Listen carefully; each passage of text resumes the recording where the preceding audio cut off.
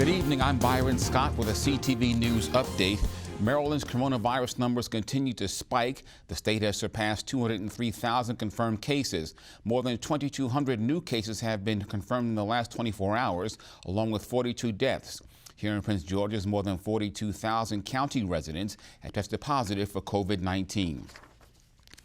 And Governor Larry Hogan takes a series of steps to deal with an increasing staff shortage among medical personnel due to the recent coronavirus surge. The steps include launching the website Maryland Med Now to recruit people with clinical backgrounds to work at state hospitals, nursing homes, testing sites, and vaccination clinics. Hogan made the announcement late yesterday afternoon while discussing the surge in COVID cases and Maryland's youngest victim. Sadly, we have lost our youngest victim, a 1-year-old boy, to this deadly virus. The current surge is not only increasing the burden on our healthcare system and filling available hospital beds, but it is also affecting our healthcare workers who are already spread thin and operating under immense strain and stress. The governor also announced some health personnel changes. Dennis Schrader will serve as acting health secretary to replace Bobby Neal, who is retiring.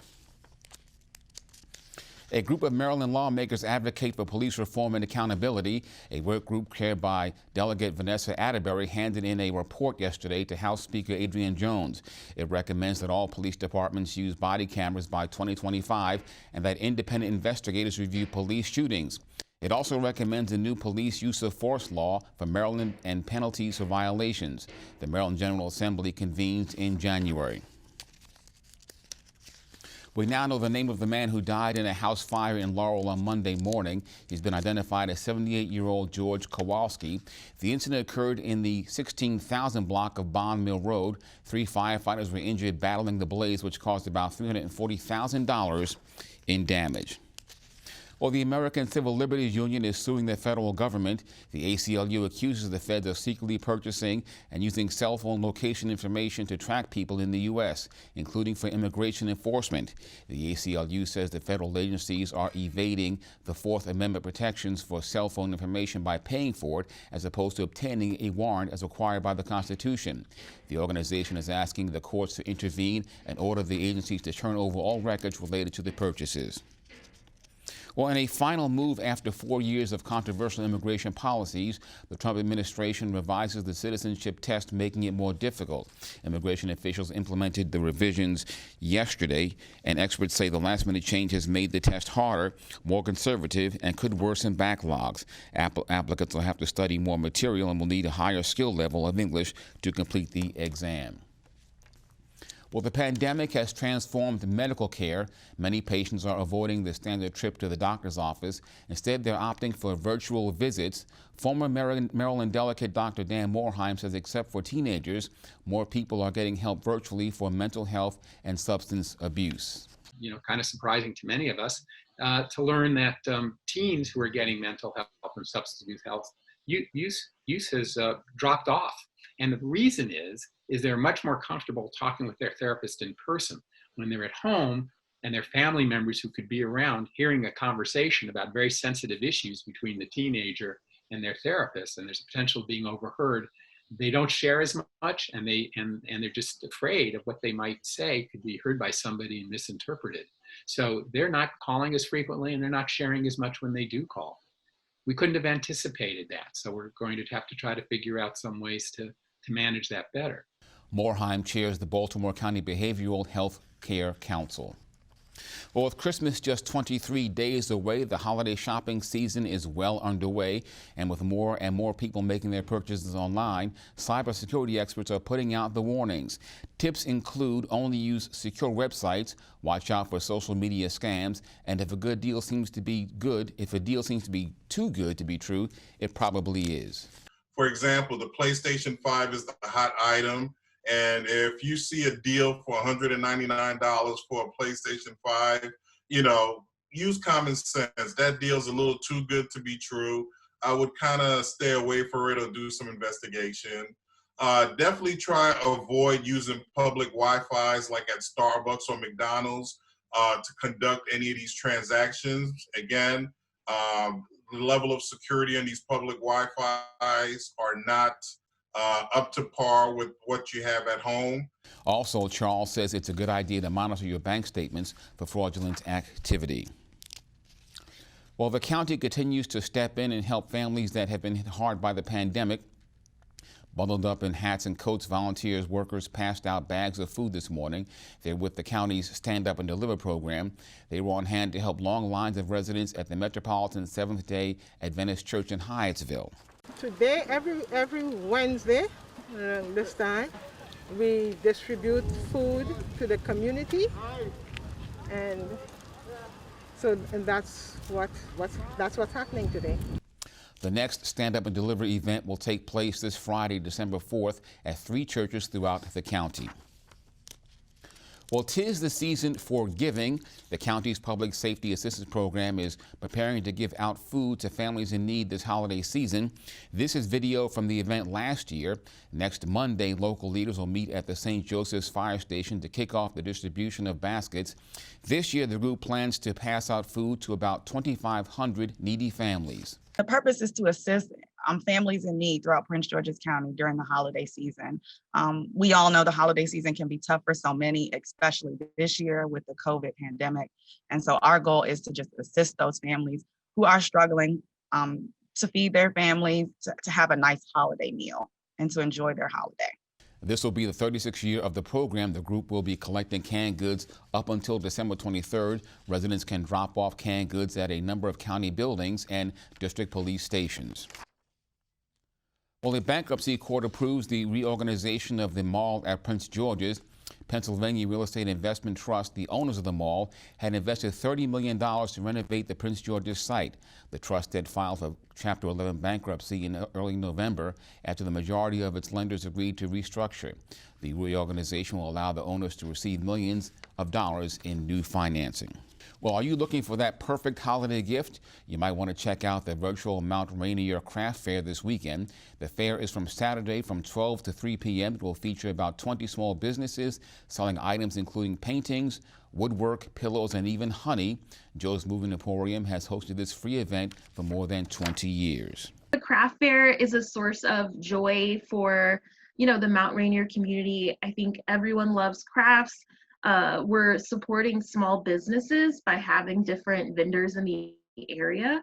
And I think that our vendors, they look forward to this event every year.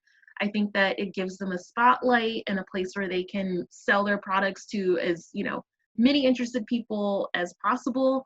For more information and to register, visit joesmovement.org.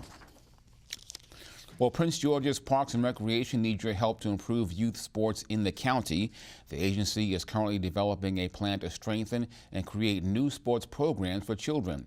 To do this, organizers are asking for your feedback.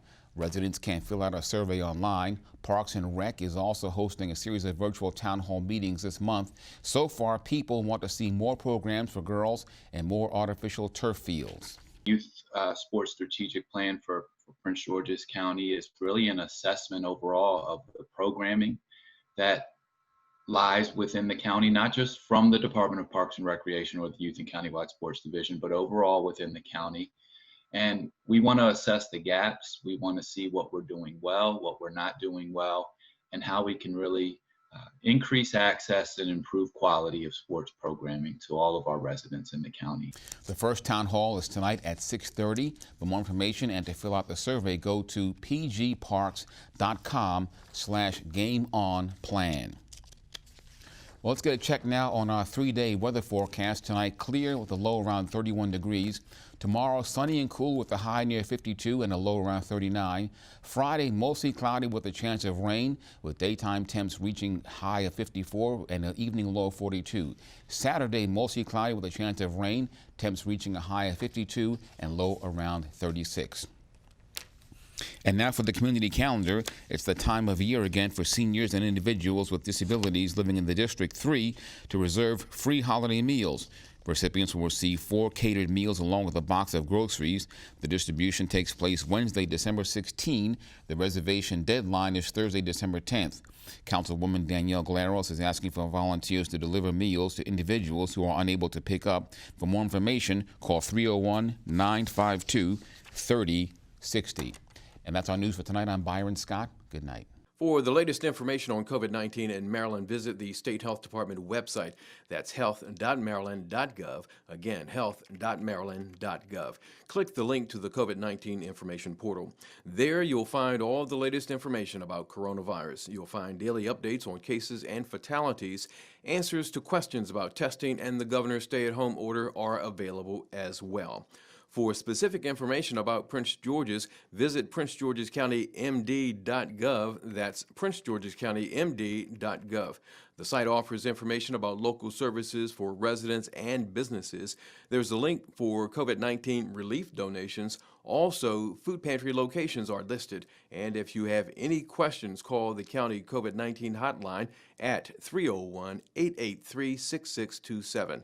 That's 301-883-6627.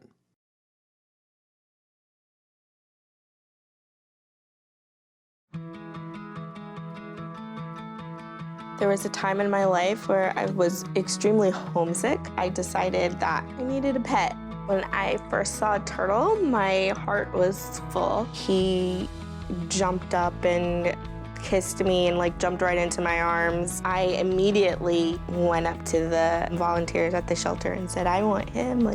He's got to come home with me. Now I'm anything but lonely.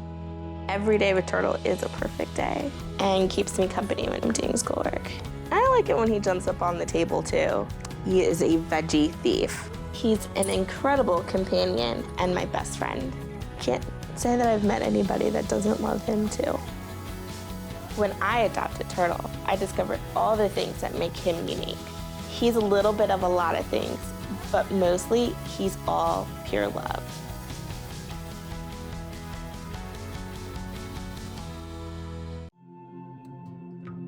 When I was growing up, my mom was extremely tidy. We were trained to put things back where we got them from.